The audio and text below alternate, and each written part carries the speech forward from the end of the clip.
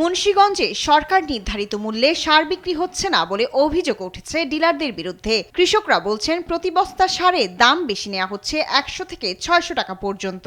এতে বেড়েছে উৎপাদন খরচ। গত বছর আলুর দাম না পেয়ে ক্ষতির শিকার হন কৃষকরা। এবার সার কিনতে হচ্ছে বাড়তি দামে।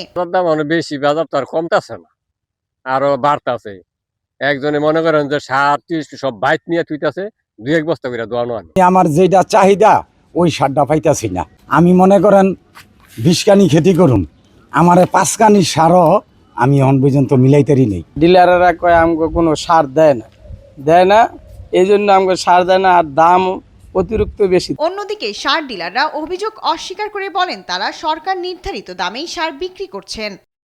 সারের অবস্থা মোটামুটি আমাদের দিঘির পারে আমরা নিয়ন্ত্রণে আছে, এখনো অনিয়ম হয় নাই। আমরা এই মাসে যে বরাদ্দ পাইছি মোটামুটি সাফিসিয়েন্ট মাল উত্তোলন করতেছি এবং ন্যায্য মূল্যে কৃষককে বন্টন করতেছি। যতটুকু প্রয়োজন ডেপটা অতটুকু পাইতেছি না।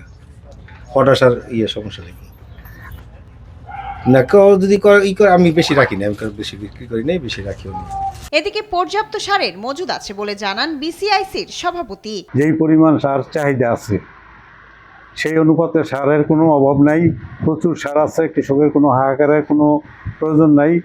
আমাদের চাহিদাটা টিএসপি সারের উপরে কৃষক বেশি অভ্যস্ত। টিএসপির পরিবর্তে আমাদেরকে যে ডিএপি সারটা দিচ্ছে, এই ডিএপি সারটা টিএসপির পরিমাণ 100%। সারের মজুদ চাহিদার তুলনায় বেশি উল্লেখ করে অতিরিক্ত দাম আদায়ের অভিযোগ পেলে ব্যবস্থা নেওয়ার কথা জানায় মুন্সিগঞ্জ কৃষি সম্প্রসারণ অধিদপ্তর। আমরা নিয়মিত সারের মনিটরিং করছি এবং যেখানে যদি কোনো ধরনের অভিযোগ আমরা পাই আমরা সাথে সাথে সেটা ব্যবস্থা নিচ্ছি। সারের মজুদ যথেষ্ট পরিমাণে রয়েছে, এই ধরনের কথা কেউ যদি বলে সেটা বিভ্রান্তি ছড়ানোর জন্য শুধু বলছে, এবং এই অনুযায়ী আমরা মাঠ পর্যায়ে নিয়মিত তদারকি করছি।